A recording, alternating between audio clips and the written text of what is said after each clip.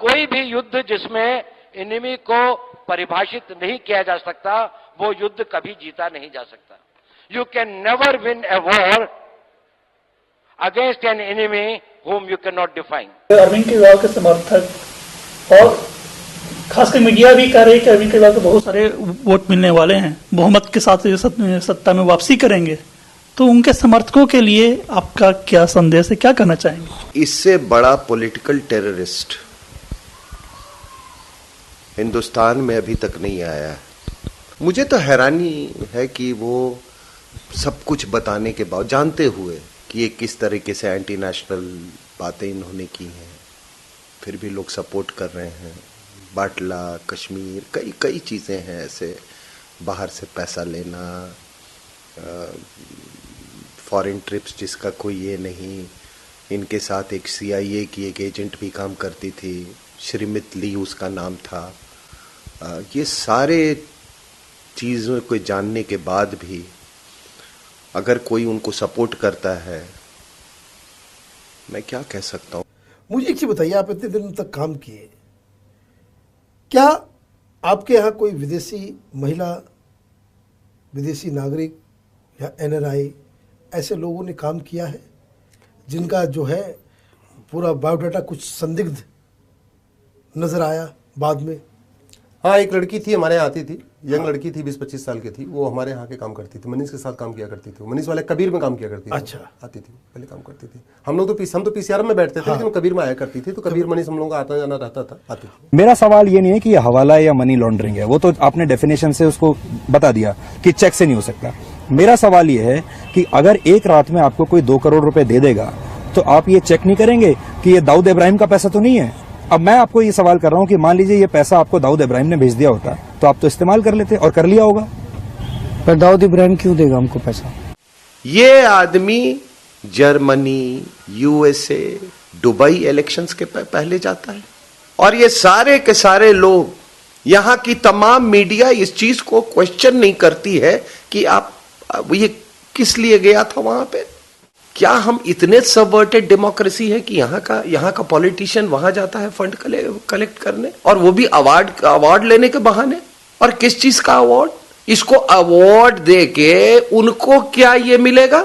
जो आदमी इंडिया में खुद इतना कंट्रोवर्शियल है, जो आदमी बाटला हाउस एनकाउंटर को फॉल्स कहता है, जो कहता है कश्मीर दे दो, जो जिसका नक्सलाइट से लिंक है, वो आदमी जो कि यहां पर एक सिक्योरिटी रिस्क है, आप उसको अवार्ड देने के लिए बुलाते हो? आप कि इमेजिनेशन क्या चाहिए? ये सब झूठ बात है.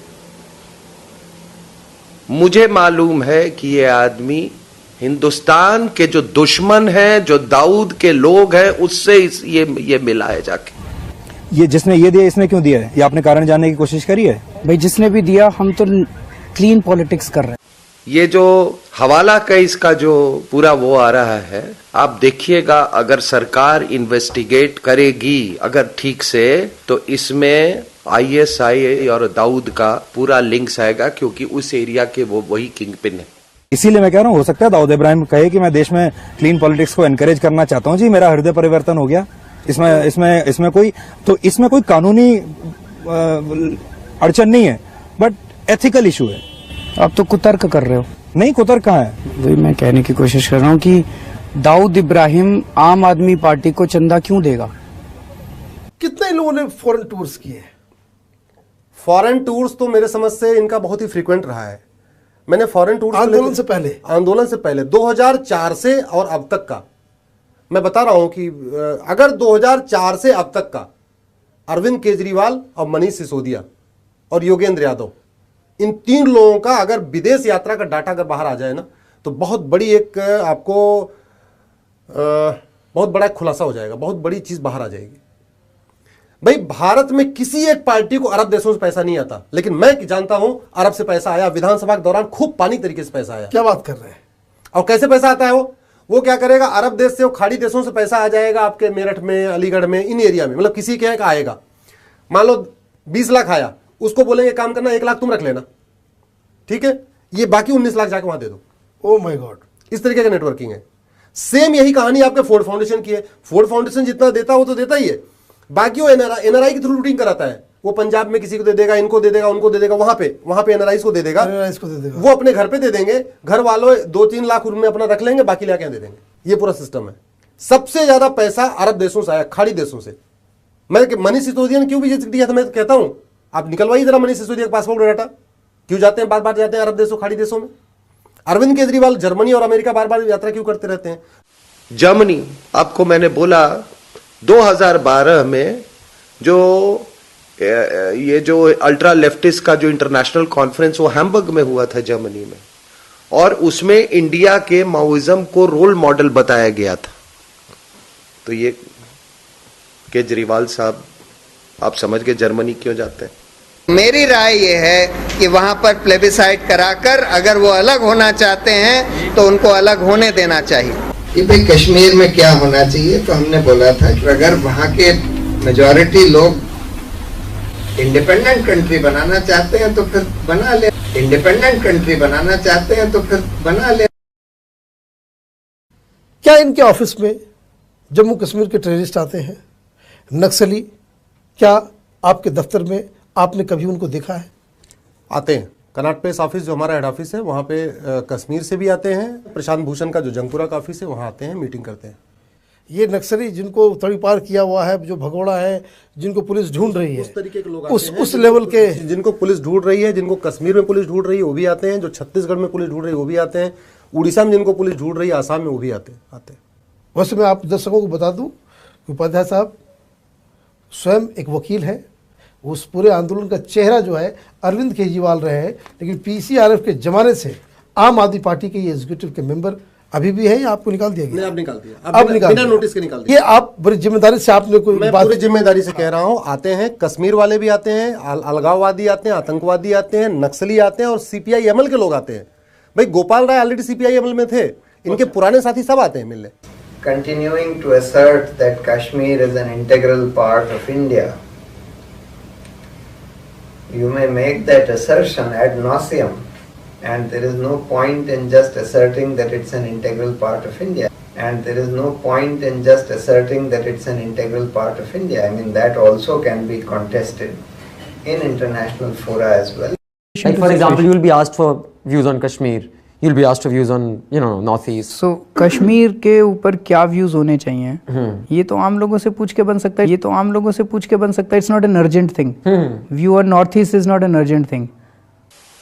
ये बोलता है कि कश्मीर दे दो, साधारण आदमी को स्वतंत्रता दी जाए, उसको जो मर्जी, जो उसको बोलने का अधिकार हो, उसको घूमने का अधिकार हो, जाने का अधिकार हो, अपने विचारों को व्यक्त करने का अधिकार हो, और इसी अधिकार का दुरुपयोग करके समाज के अंदर सबवर्जन भी होता है, सबोटेज भी होता है, इन्हीं लिबर्टीज का वो करके वहां पर उनको उन जगह पर एक्सेसिबिलिटी मिल जाती है जहां उन्हें नहीं मिलनी चाहिए। अच्छा एक चीज बताइए, ये कश्मीर वाले के ऊपर बाहर तो पब्लिक, मैं उसमें नहीं जाता कि पब्लिक में आम आदमी पार्टी ने क्या क्लैरिफिकेशन दिया जी। अंदर से ये लोग के अंदर में क्या है, क्या सचमुच ये लोग चाहते कि रेफरेंडम हो जाए, या क्या अंदर से? नहीं, ये कुछ नहीं चाहते। ये जिस नाम पे इनको वोट मिल जाए, ये वो सब कुछ बोलने के लिए तैयार है। मैं एग्जांपल बताता हूं। अरविंद केजरीवाल की झाड़ू यात्रा निकलती है, एक दिन पहले वो ओखला में पहुंचती है, जहां बटला हाउस एरिया है। वहां जा कहते हैं कि जो दोनों लड़के निर्दोष थे, मुझे भी लगता है निर्दोष है, मारे गए, इसकी जांच होनी चाहिए। अगले दिन वो झाड़ू यात्रा पहुंचती है द्वारका में। द्वारका में पहुंचते हैं, वहां क्या कहते हैं, जाके मोहन चंद शर्मा के परिवार से मिलते हैं, कहते जी हमें बहुत दुख है, आपके पति तो आतंकवादियों को मारने में शहीद हो गए। एक दिन पहले दो लड़के निर्दोष थे और अगले दिन कहते हैं माया शर्मा को कि जी हमें बहुत तकलीफ है, वो आतंकवादियों को मारे। मतलब इतना दोहरा चरित्र। बाटला हाउस मामले में वो एनकाउंटर सही था कि गलत था, इसके ऊपर बहुत बड़े प्रश्न चिन्ह हैं। जब वो एनकाउंटर हुआ तो उसके तुरंत बाद प्रशांत भूषण जी और एक सिटीजन्स की कमेटी बनी थी जो मौके पे गई थी और उन्होंने वहाँ के सर्कमस्टेंशियल एविडेंसेस इकट्ठे किए थे। उनको इस बात पे शक था कि वो एनकाउंटर फेक है, उन्हें लगा कि वो एनकाउंटर फेक है। आज कोर्ट ने बाटला हाउस एनकाउंटर केस में एमसी शर्मा और बाकी 2 पुलिस वालों पर जो हमला किया गया था, जिसमें मोहन चंद शर्मा जो दिल्ली पुलिस के इंस्पेक्टर थे, उनकी मौत हो गई थी। इस मामले में मोहम्मद शहजाद को उम्र कैद की सजा सुनाई है कोर्ट ने। बाटला हाउस मामले पे भी कुछ साथियों ने सवाल खड़े किए हैं। इस मामले में 2 युवाओं की और एक पुलिस ऑफिसर मोहन चंद की मौत हो गई। कई लोगों के मन में शक है कि क्या उन युवाओं को मारने की जरूरत थी, तो क्या दोषी पुलिस वालों को सजा नहीं मिलनी चाहिए? एक मोहल्ले में जाते हो, एक जगह पे, स्थान पे, लोगों की भावना ये करते हो, आप कहते हो बाटला हाउस एनकाउंटर है, उसकी शहादत पे ये आदमी उसको बाटला हाउस एनकाउंटर को फॉल्स बोलता है। अपने राजनीतिक और सामरिक लक्ष्यों की प्राप्ति के लिए प्रत्यक्ष युद्ध जो है वो अनप्रेडिक्टेबल हो गए हैं और वो अनअफोर्डेबल हो गए हैं। इस 4th जनरेशन वॉरफेयर के अंदर में उसका जो टारगेट है वो सिविल सोसाइटी है। जो स्टेट या नेशन जिसको प्रोटेक्ट करना चाहता है वो सिविल सोसाइटी है और उसका जो बैटल ग्राउंड है वो भी सिविल सोसाइटी है। यानी कि जो दुश्मन है वो भी सिविल सोसाइटी के आड़ में ऑपरेट करता है, अपने आप को एक इनविजिबल एनिमी के रूप में प्रकट करता है। उसका कोई लैंड फ्रंटियर नहीं है, उसकी कोई स्पेस डोमिनेशन नहीं है और उसी समाज की आपको रक्षा भी करनी है और उसी समाज से उनको ढूंढ के भी निकालना है। अब इनका प्रतिकार कैसे किया जाए? इन एनजीओज को, इन थिंक टैंक्स को जो एक विशेष उद्देश्य की प्राप्ति के लिए, जो राष्ट्र को कमजोर बनाने के लिए एक लार्जर गेम प्लान के पार्ट हैं, वहां पर वो क्या कर सकते हैं कि आज जो शक्तियां इंटरनल सिक्योरिटी को थ्रेटन करती हैं, उनकी technological capability, mobility, financial muscle, international support, international basis और आपस के कोलैबोरेटिव लिंकेजेस इतने अधिक बढ़ गए हैं कि वो एक गंभीर समस्या हमारे सामने पैदा करते हैं। अब एक और समस्या है आंतरिक सुरक्षा की, वो है कि समस्या और समाधान दोनों आपस में बहुत इंटरट्वाइंड हैं। आप अपने आप को राष्ट्रवादी मानते हैं? सर, मैं डेफिनेटली एक राष्ट्रभक्त हूं, अपने देश से बहुत प्यार करता हूं। मैं डेफिनेटली इंसानियत से बहुत प्यार करता हूं, इंसानों से बहुत प्यार करता हूं। तो फिर नरेंद्र मोदी और अरविंद केजरीवाल के राष्ट्रवाद में क्या अंतर? जो मर्जी हो, उनकी राष्ट्रवादिकता की डेफिनेशन हमें क्या लेना देना। क्या आप संघ को एक सांप्रदायिक संगठन मानते हैं? सर, उनकी कई सारी गतिविधियां तो सांप्रदायिक हैं। लेकिन लोग तो कहते हैं कि अन्ना आंदोलन के वक्त पर खुलकर अरविंद केजरीवाल ने संघ का समर्थन लिया। किसने बोला? ये सवाल ही नहीं उठता। मेरी कभी मीटिंग नहीं हुई उनके साथ। मैंने देखा है अरविंद जी अपनी आंखों से। मेरी मीटिंग हुई थी संघ से। मीटिंग की बात नहीं कर रहे, उनका सपोर्ट था। हो सकता है उन्होंने, सर, वो जो रामलीला मैदान था उसके अंदर हर आइडियोलॉजी के लोग थे। उसमें कांग्रेसी भी बहुत थे, उसमें लेफ्ट वाले भी थे, राइट वाले भी थे, सब किस्म के लोग थे। वहाँ एक्सरे थोड़ी लगा रखा था कि भाई इस आइडियोलॉजी वाले आएंगे, उस आइडियोलॉजी वाले नहीं आएंगे। ठीक है, मैं आपसे दूसरा क्वेश्चन इंपॉर्टेंट ये पूछूंगा जो मेरे ख्याल से इंपॉर्टेंट है। आप लोगों ने बार बार ये कहा कि आरएसएस से आपका कोई रिलेशन नहीं, कोई मतलब नहीं, ठीक है, लेकिन आपको याद दिलाता हूँ कि आरएसएस वही था जो 1962 की लड़ाई में चाइना बॉर्डर पे अपने स्वयंसेवकों के साथ लड़ाई करी थी, स्वयंसेवक मारे भी गए। तो इसी आरएसएस को नेहरू जी ने 1963 की रिपब्लिक डे की परेड में उनको बुलाया था कि आप आइए, आप राष्ट्र की एक धरोहर है, और उनका सम्मान किया था। आप बार बार उनको क्रिटिसाइज करते हैं कि नहीं, हमें आरएसएस में से भाई दूरी है, हमें पसंद नहीं जीती, लेकिन दूसरी तरफ आप बुखारी जी के वो वहाँ पे उनके दरवाजे पे जाते हैं, उनसे बोलते हैं, मानवनवल करते हैं आप कि नहीं आप आइए, हमको अपना सपोर्ट दीजिए। कि ये वही बुखारी है जिन्होंने कहा था कि मैं तो आईएसआई का एजेंट हूँ, सरकार को अरेस्ट करना है तो करके दिखाए मुझे। और आप आरएसएस जो कि देश में जब आपदा होती कहीं भी सरकार से पहले, सरकारी तंत्र से पहले बिना देश, बिना जाति, बिना धर्म देखे सबसे पहले उनकी मदद करता है, उसको आप क्रिटिसाइज कर रहे हैं। और जो आदमी बोलता है मैं आईएसआई का एजेंट हूँ, उसकी आप तारीफ करते हैं, उसकी मानवनवल करते हैं, क्यों? आरएसएस के लोग भी वहां थे, जैसे वहां लेफ्ट के लोग भी थे, वहां पे कांग्रेस के लोग भी थे, ऐसे आरएसएस के लोगों ने भी बहुत अहम भूमिका निभाई है। ऐसे आरएसएस के लोगों ने भी बहुत अहम भूमिका निभाई है। ऐसे आरएसएस के लोगों ने भी बहुत अहम भूमिका निभाई है। हमने जो अभी तक जवाब दिए थे उसमें केवल इस बात का जवाब हमने दिया था कि आरएसएस के लोगों ने कोई लीडरशिप रोल लिया इस आंदोलन के अंदर, ऐसा कहना थोड़ा गलत होगा। जी, तो आरएसएस ने कभी भी लीडरशिप के रोल में तो कभी काम किया ही नहीं। आप हिस्ट्री उठा के देखिए, उन्होंने स्वयंसेवक के तौर पे शांत रहते हुए जो भूमिका निभाई है, उस भूमिका तो आप अगर देश की हिस्ट्री उठा के देखेंगे, ऐसे स्टेटमेंट्स दिए गए जिससे एक ऐसी शायद गलत फहमी फैली कि भाई इस पूरे आंदोलन का संचालन आरएसएस कर रहा है। संचालन आरएसएस नहीं कर रहा था। आरएसएस के लोग आए, वो लोग इसलिए आए क्योंकि देश के नागरिक थे। तो हम सबका सम्मान करते हैं, सारे संगठनों का सम्मान करते हैं। आरएसएस क्या कैसा संगठन? सांप्रदायिक संगठन है, सांप्रदायिक संगठन है। सारे संगठनों का सम्मान करते हैं। आरएसएस क्या कैसा संगठन? सांप्रदायिक संगठन है। आरएसएस सांप्रदायिक संगठन। आपको ये मौका पिछली बार मिला 2014 में, आपने उस मौके को गंवा दिया क्योंकि आपने 49 दिन में सत्ता छोड़ दी। मैं पर्सनली लोकसभा चुनाव लड़ने के बिल्कुल फेवर में नहीं था। So what do you think of people who say that perhaps you should have focused more on Delhi? देश को बचाना है कि दिल्ली को? मैं फिर से आपको ये समझाने की कोशिश कर रहा हूँ, it is not about Delhi और वाराणसी। इस समय देश को बचाने की जरूरत है। आपको मालूम है जो ये बनारस में लड़ रहा था तो 23 एनजीओ, फॉरेन फंडेड एनजीओ वहां पे थी बनारस में, और फिर भी यहां के लोगों को समझ में नहीं आ रहा है। और बताओ साहब एक चीज कि ये सारे जो एनजीओ हैं, ये फॉरेन फंडेड एनजीओज, ये ओबामा को ये क्यों नहीं कहते हैं जाके कि यार तुम अपने देश के बारे में कुछ करो? तुम्हारे स्टैटिस्टिक्स के अनुसार वहां हर 3 औरत में 1 औरत रेप होती है। यहां के एनजीओज बोले जाके वहां भी तो कुछ करना चाहिए। इस एनजीओज को ये जितने ये आपके नेशनल एडवाइजरी काउंसिल के जो वो टॉप लेवल के एनजीओज थे ये, ठीक है, उनको इसी में डीस्टेबलाइजेशन में, इन्वायरमेंट से कैसे डीस्टेबलाइज करना है कंट्री को, कैसे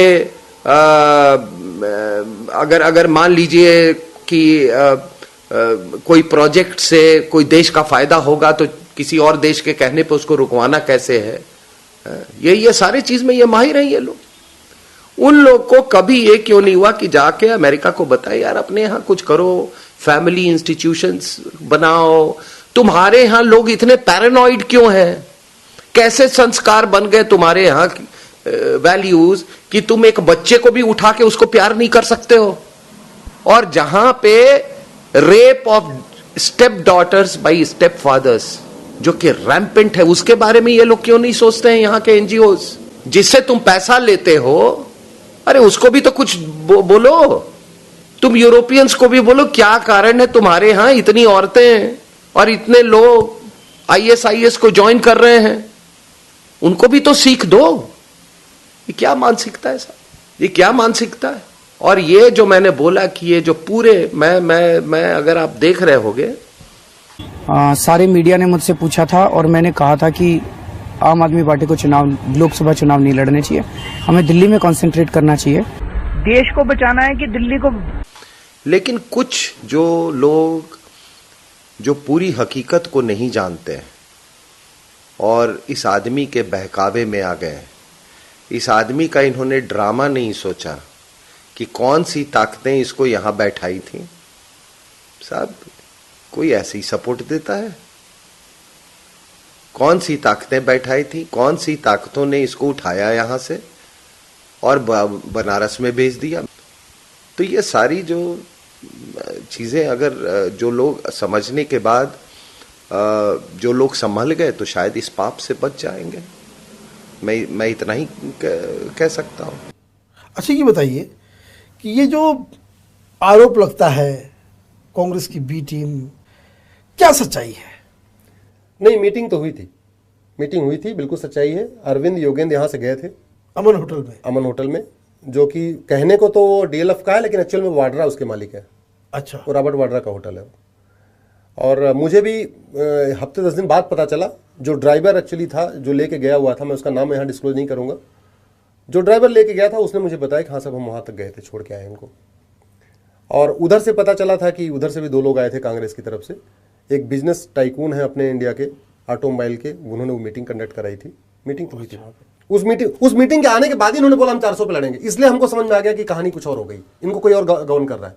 उसके पहले तक था हम 70 पे लड़ेंगे, उस मीटिंग के बाद आगे एकाएक इन्होंने गियर चेंज किया, बोला अब हम 400 पे लड़ेंगे।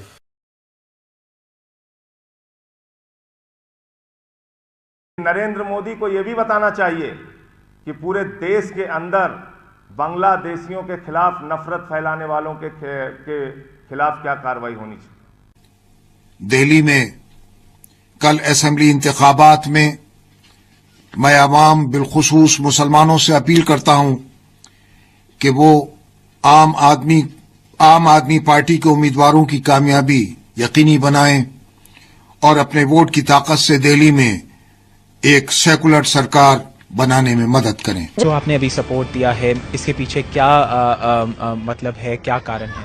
देखिए, अलका लांबा मेरे भाई सैयद तारिक बुखारी से मुलाकात के लिए आई थी और उन्होंने अपनी ख्वाहिश का इजहार किया था कि मैं चाहती हूं और हमारी पार्टी चाहती है कि मेरे ताल्लुक से कि वो हमारी पार्टी के हिमायत का ऐलान करें। मैं इस पार्टी की हिमायत करूं, मैंने इसीलिए अपील की। एक चीज आपने कही कि अलका लांबा जो कि आपकी प्रत्याशी है यहाँ से, वो आपके पास आए थे और उन्होंने कहा था कि आप उन्हें सपोर्ट करें। आपके लोग जाके इमाम बुखारी से मिलते हैं और जब भी फतवा इशू हो जाता है तो उसके बाद तो बड़ा कन्वीनियंट है कि आप बोलो कि हमको फतवे की जरूरत नहीं है। यार, इतना तो बेवकूफ मत बनाओ। उसने फतवा दिया और उसका इफेक्ट क्या होगा और आपके कहने का कितना इफेक्ट होगा, हम लोग ये समझते हैं। ये जो एंटी नेशनल एलिमेंट्स हैं सारे, और वो एलिमेंट्स जिनको लग रहा है कि दुकानें बंद हो सकती हैं, वो दे हैव स्मेल्ट ब्लड। उन्होंने खून अभी सूंघ लिया है, उनको लग रहा है कि एक चुनाव जीत जाएगा। आपके जितने वादे हैं उनको हवाई वादे कहा गया। कहा है कि पूरी तरह हवाई खिले। हम आप क्या करेंगे? आप तो कुछ कर नहीं सकते केंद्र के हस्तक्षेप के बिना। क्यों नहीं कर सकते? केंद्र के अंडर में क्या क्या आता है आपके हिसाब से? केंद्र के अंदर में डीडीए है, पूरी लैंड है, सब कुछ केंद्र के अंदर। दो चीज है, लैंड और पुलिस, बस। बाकी चीजें तो सरकार। अनऑथराइज कॉलोनी को कैसे ऑथोराइज करेंगे, मुझे बताइए, बिना केंद्र के मदद के? मेन मुद्दा ये है, वहां पे अनऑथराइज कॉलोनीज में रजिस्ट्री नहीं हो रही, मकानों के नक्शे पास नहीं होते और मकानों पे लोन नहीं मिलते। इसमें केंद्र की जरूरत पड़ेगी। ये आप कर नहीं सकते आपको बिना केंद्र की मदद से। तो आपको क्यों लग रहा है मोदी जी मदद क्यों नहीं करेंगे? आपको लग रहा है कि वो मदद नहीं करेंगे? ये हवाई वादा हुआ ना, अधूरा वादा हुआ। मतलब आपको ये लग रहा है कि वो हवाई हैं, वो मदद नहीं करेंगे? हमें पूरी उम्मीद है सर कि बीजेपी वाले मदद करेंगे। आपको लगता है कि विश्वास लगता है नहीं है उनके ऊपर? अब आपको नरेंद्र मोदी अच्छे लगने लगे? मैंने कब कहा अच्छे हैं?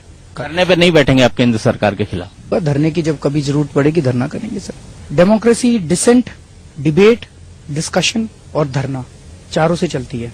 जब जिस चीज की जरूरत है वो किया जाएगा। नहीं, लोग कहते हैं कि केजरीवाल का फर्स्ट रिसोर्ट, केजरीवाल का फर्स्ट रिसोर्ट धरना है। नहीं, लोग नहीं कहते सर, मीडिया वाले और बीजेपी वाले कहते। तो आज आप कसम खाइए कि आप कम से कम धरना करेंगे। क्यों कसम खाएं सर? मैंने कहा चारों में से जब जिसकी जरूरत पड़ेगी तब वो करेंगे। और आने वाले दिनों में मैं आपको एक बात कह रहा हूं, अगर ये आदमी चुनाव जीत के आ गया तो आप समझ जाओ कि ये आपके मीडिया में कुछ लोग और जो प्रिंट मीडिया में और ऑडियो विजुअल मीडिया में, ये हर दिन इस आदमी से सेंट्रल गवर्नमेंट को गाली दिलवाएंगे और ये हमेशा न्यूज में बना रहेगा। पूरी दिल्ली का फोकस और ये आदमी गार्नर करेगा और यहां से कंट्री को डीस्टेबलाइज करेगा। इस बात को लोग समझ लें कि वो क्या करने जा रहे हैं। आपका जो अंदाज है ना, स्टाइल है, वो है कि प्ले विक्टिम। मैं तो जी विक्टिम हूँ, मेरे साथ बड़ी ज्यादती हो रही है, मेरे साथ बड़ी नाइंसाफी हो रही है एक, और या तो मुझे गिरफ्तार कर लो नहीं तो मैं धरने पे बैठ जाऊंगा।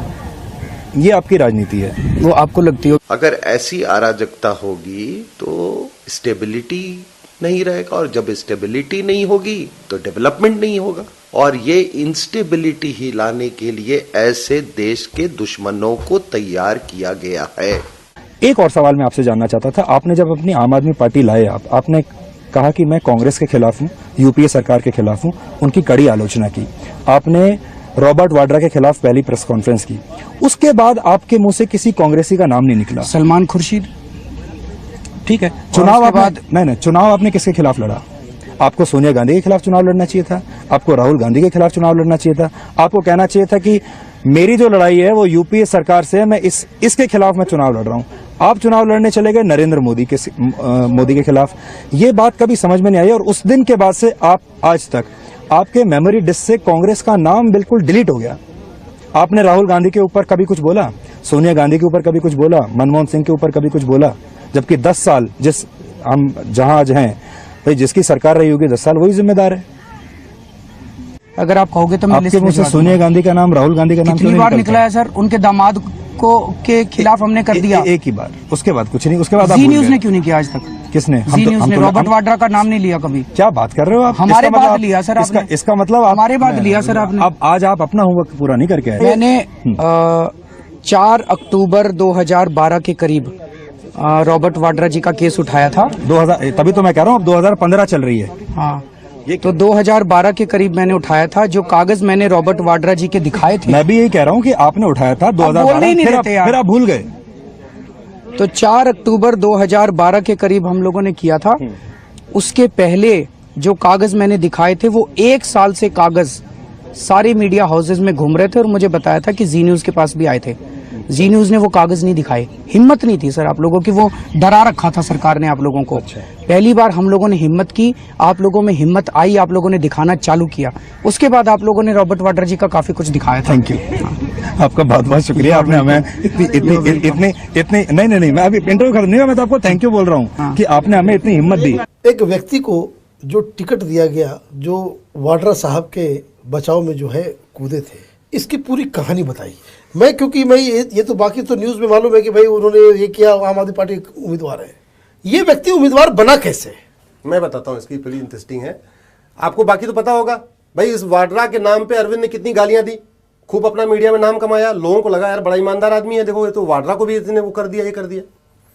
खेमका का ट्रांसफर हो गया, उसके बाद ये युद्धवीर आया वहां पे। अच्छा, इसकी पोस्टिंग हो गई। युद्धवीर ने आते ही आते सीधे रिपोर्ट लगा दिया कि वाड्रा की लैंड डील बिल्कुल ठीक है, उसको रिस्टोर कर दिया जो कैंसिल किया था, और खेमका के अगेंस्ट एक उसने चार्जशीट बना दिया। उसके बाद योगेंद्र यादव का बहुत पुराना रिश्ता है गांधी परिवार से। भाई वो एनएसी में थे, और एनएसी नहीं, सिब्बल की यूजीसी में थे, सोनिया गांधी के एनएसी में थे, और कम से कम 40 और कमेटीज में रहे हैं वो पिछले 10 सालों में। योगेंद्र यादव युद्धवीर जो अधिकारी था, वही योगेंद्र यादव ने बात किया भाई तू इसको क्लीन चिट दे दे, अभी उसकी 1 साल की नौकरी बची हुई है, तू रिजाइन दे, आज हम तुझे देते हैं। भाई कांग्रेस उसको टिकट नहीं दे सकती, कांग्रेस अगर टिकट दे देगी तो वो सीधे तो केस बन जाएगा। तो इसलिए कांग्रेस ने इनसे दिलवा दिया, कांग्रेस ने आम आदमी पार्टी थ्रू दिलवा दिया उस बंदे को टिकट। मनीष भाई, जिस युद्धवीर ने वाड्रा को क्लीन चिट दिया, वो हमारे लैंड एक्विजिशन कमेटी में, वो अब बताएगा कि जमीनें कैसे अधिग्रहण की जाएंगी। वाह। जो योगेश दहिया किसानों का 300 करोड़ खा गया सहारनपुर मुआवजा, वो हमारा एग्रीकल्चर रिफॉर्म बनाएगा। तो कैसा गणतंत्र है ये वीआईपी लोगों का गणतंत्र है क्या? अगर 26 जनवरी तक ये नहीं मानते, इस पूरे राजपथ को लाखों लोगों से भर देंगे हम लोग। पूरे देश से लोग आएंगे, और राजपथ पे इस बार झांकियां नहीं निकलेंगी, राजपथ पे इस बार जनता होगी। तो ये देखो, मैंने कहा ये सारा पॉलिटिकल टेररिज्म है। ऐसे लोगों को तैयार करके आपके डेमोक्रेटिक सिस्टम में घुसा देंगे। ये हमेशा यही करता रहेगा कि हम तो जी धरना दे रही है, मेरा हक है। अरे तुम्हारा हक है, कुछ ड्यूटी भी तो है इस देश के लिए। कि क्या तुम्हारा ड्यूटी है केवल ये बाहर से ये पैसे लेके अपने देश को तबाह करने के लिए? ये तो मफलर के पीछे ये आदमी रावण है, रावण। ये देश की जनता इस चीज को क्यों नहीं समझ रही है? और हकीकत आएगी, इस देश को हकीकत मालूम होगा, लेकिन शायद तब तक हमको अपने आप पर माफ करने का भी वक्त नहीं मिलेगा। इससे बड़ा पॉलिटिकल टेररिस्ट हिंदुस्तान में अभी तक नहीं आया है। और जब मैं पॉलिटिकल टेररिज्म की बात करता हूं, तो आप ये जान लीजिए कि कोल्ड वॉर के पहले क्या होता था कि जितनी ताकतें हैं, इंटेलिजेंस एजेंसीज हैं, जब भी वो रिजीम चेंज करना चाहती थी, तो वो लोगों को असैसिनेशन करवा के करती, जैसे ईरान में और कई देशों में हुआ है, कुछ लैटिन अमेरिकन स्टेट्स में हुआ है। ये तो अब जाहिर हो चुका है खुले तौर पे, जो CIA के डिक्लासिफाइड डॉक्यूमेंट्स है उस। लेकिन पिछले कोई 8-10 सालों में, और मैं 5 साल कहूँगा, डेमोक्रेसी को ही इस्तेमाल किया जा रहा है ऐसी ताकतों के द्वारा टेररिज्म के लिए। अब ये कुछ वेस्टर्न कंट्रीज है, डेमोक्रेसी की बात तो करती हैं, लेकिन इलेक्शंस का सैंक्टिटी वो नहीं रखती हैं जब उनके इंटरेस्ट में नहीं होता है। मैं एक एग्जांपल आपको देता हूं यूक्रेन का। यूक्रेन में इलेक्शन हुआ, कोई एक पॉपुलर इलेक्टेड प्रेसिडेंट थे। वहां पर इसी तरीके से रेजिस्टेंस मूवमेंट चलाया गया, धरना चलाया गया, और जो लोग हैं वहां पर वो इतने हावी हो गए कि वो राष्ट्रपति, वहां के जो राष्ट्रपति का जो मकान था, ये भवन जो था, उसके अंदर वो जाके घुस गए और उन्होंने टेक ओवर कर लिया। तो आप बताइए कि डेमोक्रेसी में अगर इलेक्शंस का सैंक्टिटी नहीं रहेगा तो फिर किस चीज का सैंक्टिटी रहेगा? उसी तरीके से आपको याद होगा कि अरविंद केजरीवाल ने 26 जनवरी के पहले 2014 की बात कर रहा हूं मैं, उनको जो स्थान नियुक्त किया गया था उनके लिए वो था जंतर मंतर। वहां से उनको वो उठ के चले आए रेल भवन के पास, जो कि बिल्कुल नर्व सेंटर के पास। दिल्ली के इस पूरे हिंदुस्तान का जो नर्व सेंटर है वो है आपका नॉर्थ ब्लॉक, साउथ ब्लॉक और राष्ट्रपति भवन का एरिया। ये आदमी वहां आके बैठा, जबकि उस समय इतना सेंसिटिव पीरियड था, आपका रिपब्लिक डे परेड होने वाला था। उनको किसी ने रोका नहीं, किसी ने रोका नहीं, क्योंकि कोई फैसिलिटेट करना चाहता था। मान लीजिए वो अंदर चले आए अपने सपोर्टर्स के साथ, और हो सकता है कि सरकार मान लीजिए किसी मजबूरी में बहुत ज्यादा फोर्स नहीं इस्तेमाल करने का नहीं चाहती थी, लेकिन उसके बाद उनके लिए ये मैट्रेस और तकिया और ब्लैंकेट और खाना और चाय और मीडिया एक्सेस किसने फैसिलिटेट किया? कोई तो किया होगा, किसी का हुक्म हुआ होगा। और उसके बाद के हालात आपको बताते हैं।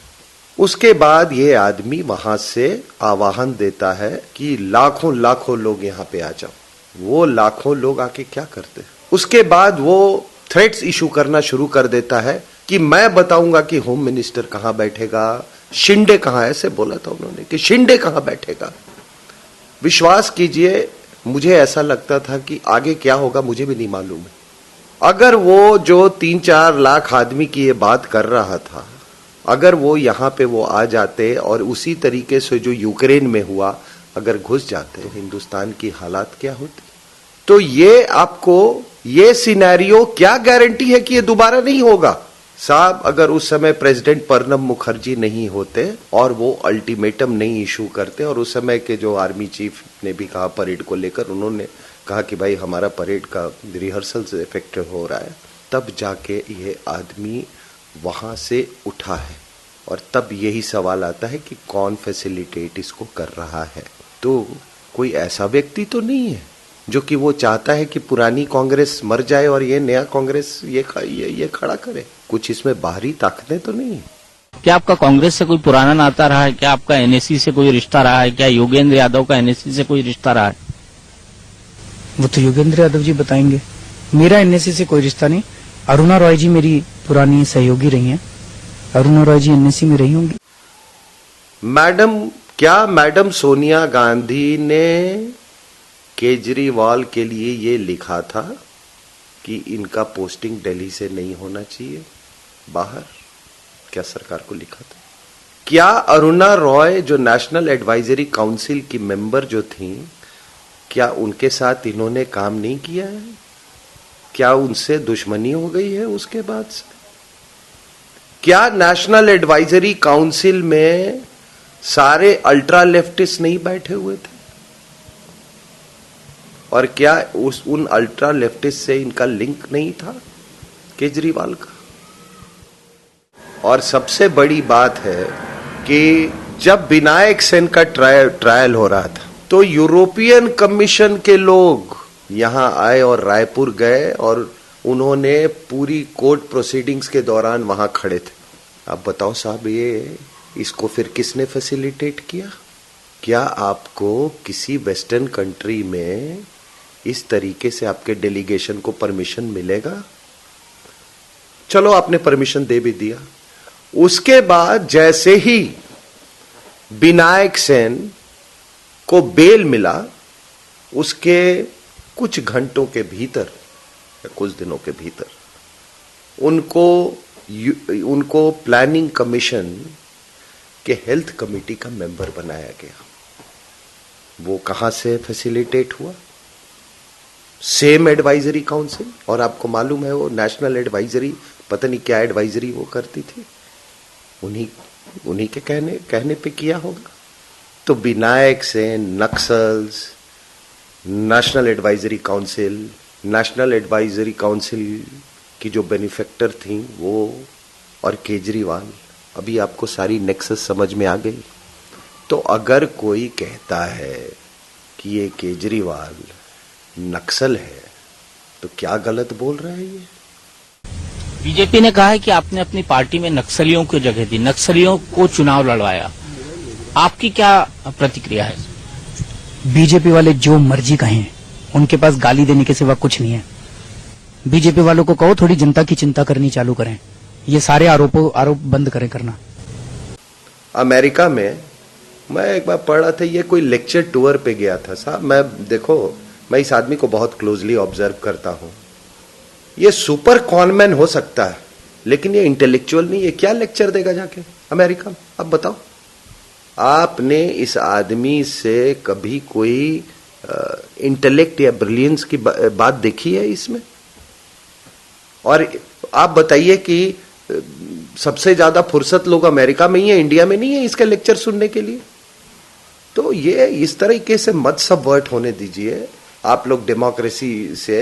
मैं कोई राजनीति की बात नहीं कर रहा हूं, लेकिन जब राजनीति टेरर का काम करने लगे तो मेरे जैसे लोग अगर चुप बैठ जाएं तो हम देश के साथ हम बहुत बड़ा गद्दारी कर रहे हैं, जिसको मैं पॉलिटिकल टेररिज्म बोलता हूं।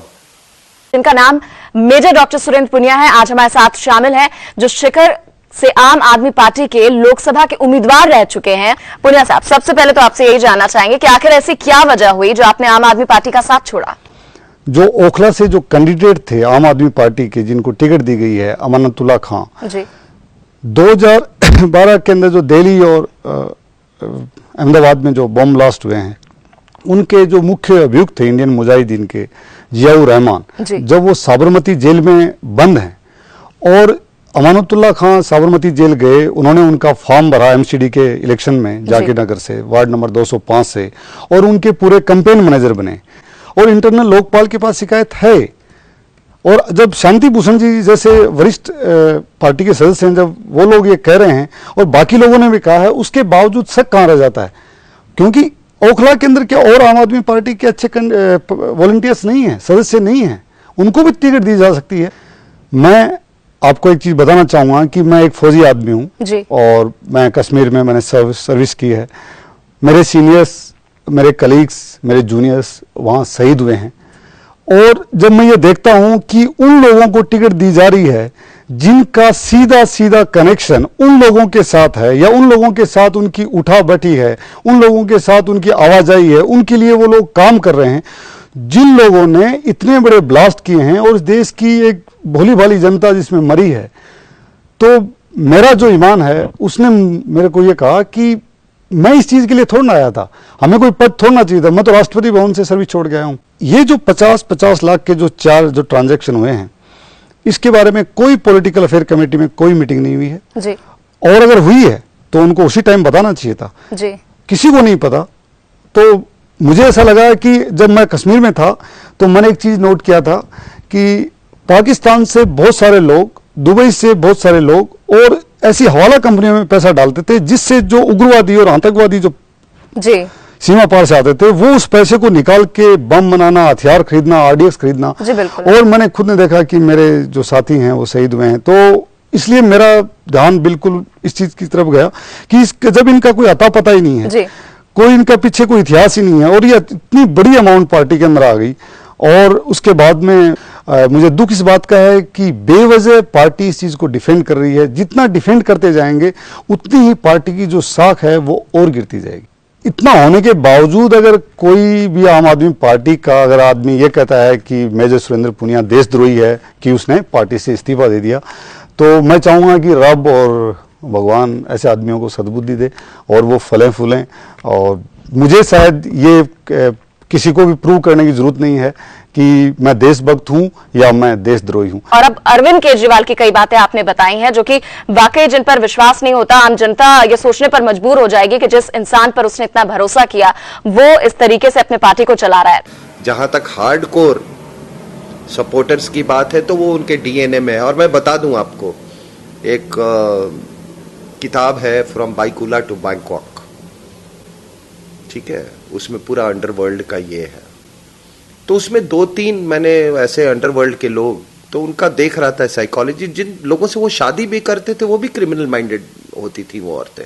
उसमें एक है मेरे ख्याल से जिसका नाम था सौतिया। तो सोचिए, एक सौतिया ने एक औरत से शादी की जो कि जब वो उसकी दूसरी शादी थी, तो जब वो मारता था किसी को तो वो कहती थी कि नहीं, मैं यहां से नहीं जाऊंगा, मुझे मरते हुए देखना बहुत अच्छा लगता है किसी को। तो ऐसे डीएनए के लोग होते हैं। उसके बारे में मैं तो इसके हार्डकोर सपोर्टर्स के बारे में मैं कुछ नहीं कह सकता हूं। जितने नेशनलिस्ट हैं वो हजम नहीं कर पा रहे हैं। जो नक्सली हैं, जो माओवादी हैं, जो कम्युनिस्ट हैं, उनको तो मजा आ रहा है, लेकिन जो राष्ट्रवादी लोग हैं ना, वो पार्टी से परेशान है इस समय। उनकी कोई सुनने वाला नहीं, बहुत उनको बड़ी तकलीफ हो रही है, वो परेशान है अंदर से। हाँ, लेकिन फिर ऐसे कैसे ये लोग भ्रष्टाचार से लड़ेंगे? सर जी, मैंने बताया ना कि जब से मेरे को तकलीफ मनीष भाई ये है कि मैं तो अंदर तक रह के मेरे को इतना टाइम लग गया। भारत की आम जनता को जब तक पता चलेगा ना, तब तक बर्बाद हो चुका है। तब तक भारत का रसिया, ये भारत रसिया बन जाएगा। रसिया 15 टुकड़े में टूटा ना, वही हाल भारत का हो जाएगा। ये हर जगह रेफरेंडम करा के कश्मीर में रेफरेंडम कराएंगे, झारखंड में रेफरेंडम कराएंगे। वाईफाई जोन बनाने की आपने बात करी है, फ्री वाईफाई से सब बच्चे पागल हो गए। आज मैं एक स्कूल के सामने रुका, बाई चांस कुछ काम था, और वहां बहुत सारे ढेर सारे बच्चे थे। उन्होंने सबने घेर लिया, कहते अंकल वाईफाई फ्री होगा कि नहीं होगा? पक्का होगा ना अंकल? आई एम अमेज्ड कि ये कितना, मुझे नहीं पता था इसको इतना ज्यादा लोग पसंद करेंगे। लेकिन मुझे कुछ यूथ से यहाँ बहुत शिकायत है, वो यूथ जो कि बिल्कुल जड़ों से अलग हो गए और जो कि सोचते हैं कि पूरी मतलब जिंदगी वो ऑफिस और ऑफिस से पब और वो वाली वो वेस्टर्न उसमें है। मेरे को उनसे ये बहुत शिकायत है कि सब कुछ जानते हुए, मैं एक आदमी जिसको शिक्षा का उतना अपॉर्चुनिटी नहीं मिला है, उसके बारे में मैं समझ सकता हूं कि वो बहकावे में आ सकता है। लेकिन ऐसे लोग जिनके लिए हिंदुस्तान की धरती ने बहुत सारी मेहरबानियां की हैं, जिसके बदौलत उन्होंने ये अंग्रेजी बोलना सीखा है, और जो कि फ्रीडम देता है कि आप पब में जाइए और आप जो कुछ भी करना है आप कीजिए, फ्रीडम है, अच्छी बात है। ये फ्रीडम और ये आइडेंटिटी का कुछ तो देश को वापस करोगे। आप कैसे एक आदमी को सपोर्ट कर सकते हो जो कि अपने ही जवानों पे, अपने ही जो लोग जो शहादत जो दे रहे हैं, मान लीजिए आज सभी डिसाइड कर लेते हैं कि कोई देश के लिए नहीं मरेगा, क्या होगा इस देश का? आपने कभी सोचा है? कभी बॉर्डर से फौजें उठा के देख लीजिए, कोई टेररिस्ट के साथ मुठभेड़ नहीं करेगा। फिर देखिए टेररिज्म ये सारे पब वालों के घर तक नहीं पहुंच जाते हैं। मैं आपको ये कह रहा हूँ, अगर आप आम आदमी हो, मफलर लगा के चलते हो, देखो आपकी स्वेटर भी यहाँ देखो, इसमें एक छेद आपने यहाँ लगा दिया, एक यहाँ लगा दिया, पूरा दिखा रहे हो कि मैं आम आदमी हूँ, मेरे पास पैसे नहीं है, मैं आप ही के जैसा हूँ। फिर आपको बिजनेस क्लास में चलने की क्या जरूरत है? क्यों ना जाए सर? अच्छा, तो आप कह रहे हो कि बिजनेस क्लास में मैं जाऊंगा, तो आज आप ये तो बोलोगे कि भाई मैं इसके बाद में बिजनेस क्लास में चलूंगा। जब जरूरत होगी जरूर जाएंगे सर, बिजनेस क्लास में पैसे बिजनेस क्लास की कभी जरूरत नहीं होती। मेरे को टिकट भेजी थी सर, कि स्पॉन्सर्स ने टिकट भेजी थी, मैं जाऊंगा सर अगर जरूरत होगी तो। जरूरत किस लिए थी? तो ये बात मान, मैं अमेरिका गया था, अमेरिका में जैसे ही मैं वहां पे उतरा, वहां पे जेट लैग होता है, आप समझते हैं जेट लैग तो? हाँ, बिल्कुल है ना। वहां पे जैसे ही मैं उतरा मेरी मीटिंग शुरू हो गई, ठीक है। तो उन्होंने ऑर्गेनाइजर्स ने कहा कि आप सोते हुए आ जाइएगा वहां पे। बिजनेस क्लास में जेट लैग नहीं होता? नहीं, बिजनेस क्लास में आप सो सकते हैं ना सर, इकोनॉमिक क्लास में सोने के लिए जगह नहीं मिलती। तो ये कह रहा हूँ कि स्टैंड ले लो ना आप एक, और फिर ये रिकॉर्ड पे आ जाएगा। मैंने ये स्टैंड कब लिया था कि नहीं जाऊंगा? नहीं, आपका स्टैंड ये है कि मैं तो आम आदमी हूँ, मैं आम आदमी की तरह रहना चाहता हूँ, मैं तो धर्म देना चाहता हूँ, मैं सड़क पे रहना चाहता हूँ, मैं आम आदमी की तरह रहना चाहता हूँ। उस पर मैं आपसे बात कर रहा हूँ। ये कोई जुर्म नहीं है, इस पे आपको कोई आपके ऊपर कानूनी मुकदमा नहीं चल सकता। ओनली एन एथिकल इशू, बस। मतलब बिजनेस क्लास में अनइथिकल है? नहीं, जितने लोग बिजनेस क्लास में ट्रैवल करते हैं वो अनइथिकल है। आपकी जो राजनीति है वो आम आदमी के ऊपर आधारित है। दो चीजें आप कह रहे हो, जो बिजनेस क्लास में चलता है वो आम आदमी नहीं है इस देश में। बिल्कुल, आम आदमी के पास में है। आपको पता है बिजनेस क्लास की टिकट यहाँ से अमेरिका की कितने की है? जितने की भी। नहीं, आप बताइए, आप गए थे, आप मुझे बताइए, आपने जानने की कोशिश करी कि यहाँ से अमेरिका की कितने की टिकट है? नहीं, मैंने नहीं जानने की कोशिश करी, और इसीलिए आपको ये बात बुरी लग रही है। उतने पैसे में कहाँ लग रही है? आपको बुरी लग रही है? मैं बिजनेस मैंने आपसे पूछ लिया, उतने पैसे में चले जाना कल। उतने पैसे में आपका एक वोटर का 1 साल बीत सकता है खाने पीने का। चलो कोई बात नहीं। एक मतलब उतनी एक आपके वोटर की 1 साल की सैलरी है, उतनी जितने में आप एक बार अमेरिका घूम के आए हो, ये मैं कह रहा हूँ।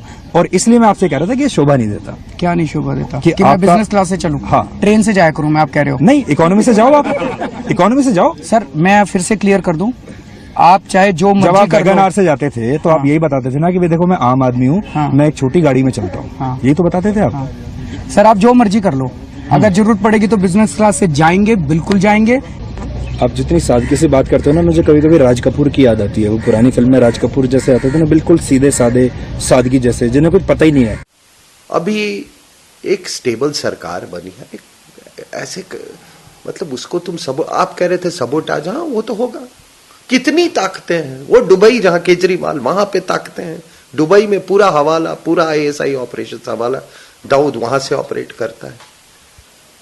आज साहब एक इलेक्शन हुआ है इंडिया में, सारी ताकतें इंडियन इलेक्शंस का मिसाल देती हैं। जिस स्केल पे लॉजिस्टिक्स इन्वॉल्व है यहां पे, और 100 करोड़ 120 करोड़ वाले पॉपुलेशन में और इतने बड़े देश में एक सक्सेसफुल इलेक्शन कंडक्ट करवाना, डेजर्ट्स में, माउंटेन्स में, आइलैंड्स में, ये अपने आप में एक बहुत बड़ा अचीवमेंट है। वो इलेक्शन होने के बाद आप यही सोचते हो ना कि ठीक है अब एक नई सरकार आई है, उस सरकार को पूरा मौका दिया जाएगा काम करने के लिए, 5 साल तक काम करेंगे। अगर वो 5 साल तक उन्होंने काम ने जो भी किया उन्होंने, तो उनको फिर उसका खामियाजा भुगतना होगा। लेकिन आज आप हकीकत में क्या हो रहा है? आज हकीकत में ये हो रहा है कि इस आदमी ने एक दिल्ली जैसा स्टेट, जिसको फुल स्टेटहुड भी नहीं है, उसका एक सबवर्टेड पॉलिटिशियन पूरे हिंदुस्तान पे हावी हो गया है, क्योंकि सारी आपकी मीडिया यहां पर है, यहां का सिंबॉलिज्म बहुत हाई है। लोग बात करने लगे हैं कि मतलब सरकार के रेफरेंडम की बात करने लगे हैं। तो ये आदमी, आप देखो, एक छोटे से आदमी जो कि दिल्ली से एक पार्लियामेंट्री सीट नहीं जीता, वो आदमी आज पूरे गवर्नमेंट को, पूरे आपकी व्यवस्था को, पूरे पार्लियामेंट्री डेमोक्रेसी को वो हॉस्टेज उसने बनाया हुआ है। अब बताओ इसका ये कितनी बड़ी साजिश थी कि एक आदमी जो कि जिसको 100 सीट भी मान लो मिलने की, उस समय आपको याद होगा 2014 का लोकसभा पोल्स का, सारे चैनल्स आपके चला रहे थे कि अगला प्रधानमंत्री कौन बनेगा, राहुल गांधी, मोदी या अरविंद केजरीवाल। इसका नाम कहां से आ गया? तो आप बताइए साहब एक चीज, कि क्या कोई टेररिस्ट, कोई देशद्रोही, कोई राजनीति में चला जाए और वो पढ़े लिखे का गार्ब में वो इस तरह की हरकतें करे, सेडिशियस, जो देश के खिलाफ हो, तो क्या उसको माफ कर देना चाहिए? क्या इस डर से कि इसका पॉलिटिकल इफेक्ट पड़ेगा? आज आप बताइए, मैं आपसे एक सिंपल सा सवाल पूछता हूं कि अगर मैं RSN सिंह 4 चेक एक्सेप्ट करता हूं जिसके डोनर का पता ना हो, क्या मुझे इनकम टैक्स डिपार्टमेंट मुझे छोड़ेगी? क्या मेरे खिलाफ इन्वेस्टिगेशन होगा कि नहीं होगा? तो मैं तो आम आदमी हूं। उस आदमी को जो अपने को आम आदमी बना बोलता है, वो पॉलिटिशियन बन गया, तो उसको वो कुछ भी कर सकता है, वो कुछ भी कर सकता है। तो ये देखिए, जो मैंने कहा कि ये is a perfect example of political terrorism. और पॉलिटिकल टेररिज्म के हम लोग एग्जाम्पल्स बहुत देख रहे हैं। यूक्रेन हुआ, आपका जो सारा अरब स्प्रिंग था वो भी एक पॉलिटिकल टेररिज्म पे था। सीरिया में वो इन्होंने करने की कोशिश की गई, वो पॉलिटिकल टेररिज्म फेल कर गया। श्रीलंका में कुछ भी कोशिश की गई है। रसा में भी ऐसा कोशिश किया गया 2012। वो कोशिश अभी भी जारी, वो सभी जगह। और स्पेशली मुझे देखिए, अब आप कहेंगे एक पॉलिटिशियन, आप 2-3 नाम लिया आपने, 26 से 11 हुआ, आप बताइए सर, मैं 2-3 सवाल आपसे पूछता हूं 26/11 हुआ, अगर अजमल कसाब नहीं पकड़ा जाता तो इसको हिंदू टेरर बनाया जाता कि नहीं बनाया जाता? पूरी तैयारी थी इसकी, पूरी तैयारी थी। क्या 26/11 के बाद कोई मुख्यमंत्री जिनका बॉर्डर नहीं है पाकिस्तान से, वो पाकिस्तान गए थे कि नहीं गए थे? इमेज और वीडियो दोनों उपलब्ध है। क्या एक पॉलिटिशियन अपने चुनाव में ओसामा बिन लादेन का लुक लाइक लेके घूम रहा था कि नहीं? ये सच है। ये 2013 के चुनाव में नहीं, उसके पहले, आप उसके पहले देख लीजिए, उसको लेके घूमते थे। आप तभी जब लेके घूमेंगे ना, जब आपको ये मिलेगा कि ये इसका मुझे फेवरेबल रिस्पांस होगा, मुझे इलेक्टोरल फायदा होगा। तो साहब, मैं ये नहीं कहता हूं आपके यहां जो भी इंडिजिनस इज्म हो, इंडिजिनस इज्म की मैं बात कर रहा हूं, ये सारे इज्म, ये कम्युनिज्म, सोशलिज्म, ये सारे फॉरेन के ये हैं, इज्म्स हैं। जो यहां मिट्टी से निकली हुई जो इज्म है, अगर वो इज्म पे हम ध्यान देते, और मेरे लिए एक ही वो इज्म है, वो है नेशनलिज्म। जो आपके मिट्टी से निकली हुई हो वही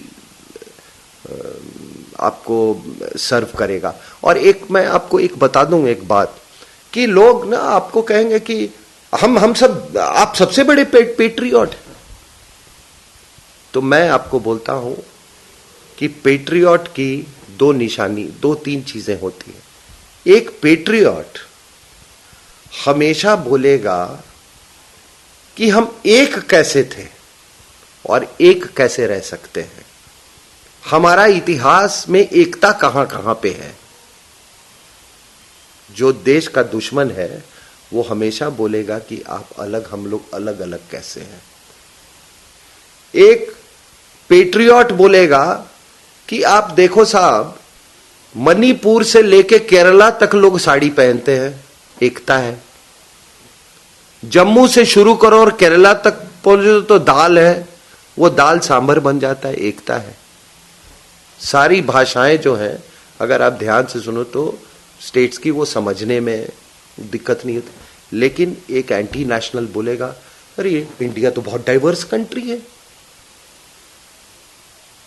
एक पेट्रियट हमेशा बोलेगा कि आप अगर आत्मनिर्भर होना चाहते हो तो आप इंडिजिनस कैपेबिलिटी पे फोकस करो। एक एंटी नेशनल है, वो हमेशा बाहर से खरीदने की बात करेगा। तो ये कह देना कि आप ही सोचते हैं कि आप पैट्रियटिज्म है, आप अपना पैट्रियटिज्म, वो सब अंग्रेजी बोलते हैं, अपने स्लीव पे मत रखिए, मैं तो स्लीव पे लेके चलता हूं। तो जब देश का नेता, जो नेता बनना चाहता है, वो जब फॉरेन कंट्रीज में वो जा रहा है आपके इंडिजिनस डेमोक्रेसी को इन्फ्लुएंस करने के लिए, तो वो राष्ट्रवादी है या एंटी नेशनल है? ये जवाब हमारे हिंदुस्तान के लोगों को देना होगा। लेकिन अभी भी जो लोग नहीं जानते हैं वो इस पाप से बच जाएं। और मैं आपको बता दूं कि ये नहीं तो बहुत पछताएंगे, ये बहुत पछताएंगे। लेकिन तब तक शायद बहुत देर हो चुकी। लेकिन एक ही चीज है कि हर लाख केजरीवाल पर एक आरएसएन सिंह भी पैदा होता है। अगर कोई देशद्रोही है तो देश को बचाने वाले भी हमारे जैसे लोग हैं।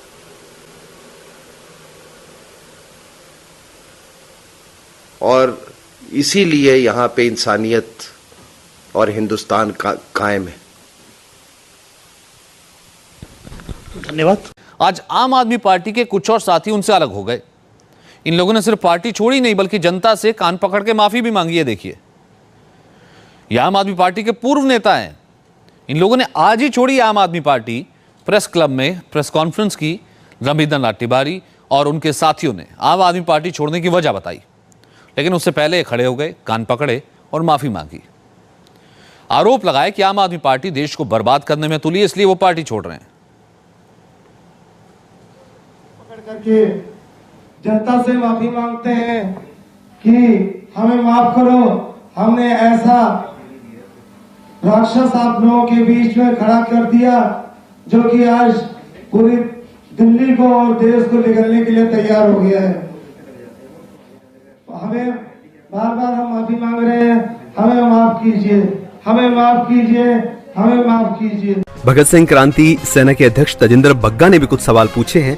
ये सवाल है क्या? आखिर ये सवाल पूछने की जरूरत क्यों पड़ी? क्या हुआ जो केजरीवाल ने बम धमाकों और 6 निर्दोष भारतीयों की हत्या के आरोपी उदय कुमार को टिकट दिया? लेकिन मैं उन्हें वोट दूंगा, कम से कम वो ईमानदार तो हैं। ईमानदारी का जो दुहाई वो देते हैं, उन पर ये सवाल भारी पड़ते हुए नजर आ रहे हैं। क्या हुआ जो केजरीवाल ने आतंकवादी और कई निर्दोष भारतीयों के खून के आरोपी अफजल गुरु और कसाब के समर्थक मेधा पाटकर को टिकट दिया? क्या हुआ जो केजरीवाल जी की प्रत्याशी प्रोमिला टोकस ने एक दलित महिला को पीटा? उनको वोट देंगे क्या आप? क्या हुआ जो केजरीवाल ने कोयला घोटाले के आरोपी नवीन जिंदल की कंपनी के डायरेक्टर राहुल मेहरा को आपका प्रवक्ता बना दिया? क्या हुआ जो केजरीवाल जी की पार्टी ने नेता प्रशांत भूषण के कश्मीर को भारत से अलग करने की बात को भी सुना? क्या हुआ जो केजरीवाल जी ने महिला के साथ अश्लील हरकतों और छेड़छाड़ के आरोपी रजा मुजफ्फर भट्ट को टिकट दिया? क्या हुआ जो केजरीवाल जी के मंत्री सोमनाथ भारती ने विदेशी औरतों को बीच चौराहे पर पेशाब करने के लिए मजबूर किया? क्या हुआ जो केजरीवाल जी की पार्टी ने नेता कमल मित्रा चनोय, गिलानी, यासिन मलिक और सभी राष्ट्र विरोधी शक्तियों को भारत के खिलाफ एकजुट होकर युद्ध करने की बात कही? क्या हुआ कि केजरीवाल जी पार्टी के महासचिव हिमांशु कुलश्रेष्ठ, मनसुख दोखई, केजरीवाल जी की पार्टी के नेता रमन स्वामी पर महिलाओं के साथ दुर्व्यवहार करने के आरोप लगे, बलात्कार के आरोप लगे, लेकिन उनकी ईमानदारी तो है? क्या हुआ केजरीवाल जी की पार्टी के प्रत्याशी शैलेंद्र सिंह कुशवाहा और 3 अन्य नेताओं ने, जिनका गुना मध्य प्रदेश में आपकी कार्यकर्ता के साथ ही गैंगरेप करने का आरोप उन पर लगा है, उनको वोट देंगे आप? ये सवाल है जो तेजेंद्र बग्गा की भगत सिंह क्रांति सेना उनसे पूछ रही है। क्या हुआ जो केजरीवाल जी की पार्टी ने दामिनी गैंगरेप के मुख्य आरोपी और दामिनी की क्रूरता से हत्या करने के जिम्मेदार जुवेनाइल आरोपी के मानव अधिकार के नाम पर बचाव करने के लिए नीना नायक को टिकट दिया? क्या हुआ जो केजरीवाल ने भारतीय सेना के गौरव से निकलने वाली 26 जनवरी की परेड का अपमान किया? क्या हुआ जो केजरीवाल जी की पार्टी के प्रत्याशी बलविंदर सिंह का कार्यालय ड्रग्स बेचते हुए पाया गया और मीडिया इंचार्ज इसमें गिरफ्तार हुआ?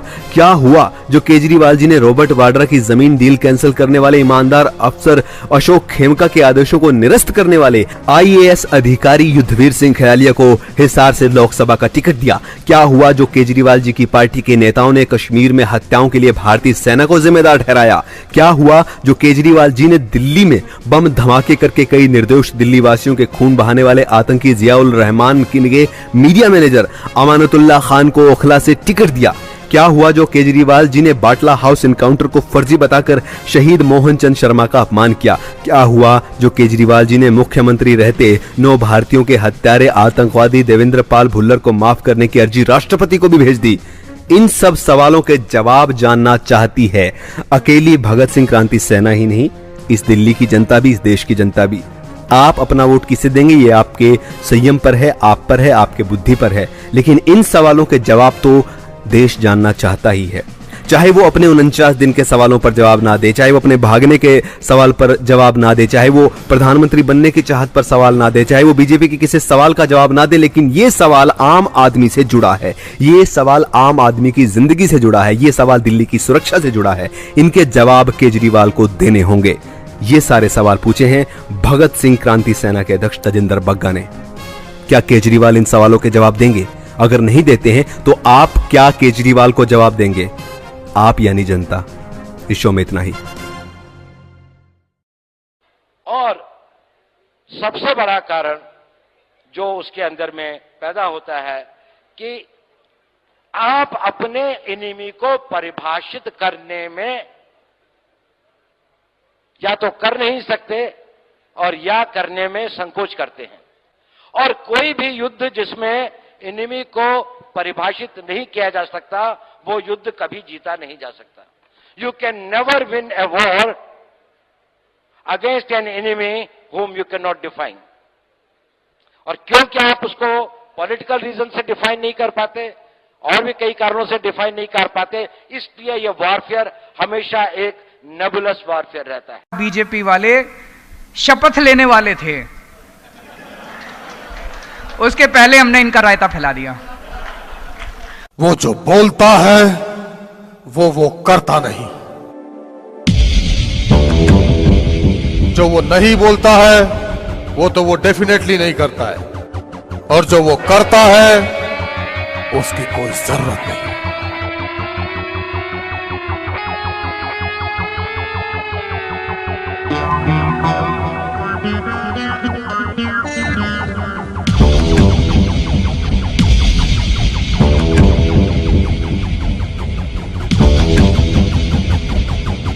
वो एक बार जो कमिटमेंट कर देता है वो भूल जाता है और फिर एक नया कमिटमेंट करता है।